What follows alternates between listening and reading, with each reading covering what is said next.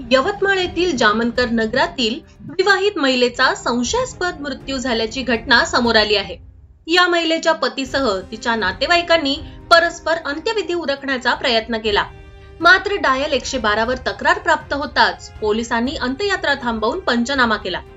विवाहित महिलेची गळा आवळून हत्या केल्याचं पोलीस तपासात निष्पन्न झालंय। या प्रकरणी पती विरुद्ध गुन्हा दाखल करण्यात आलाय।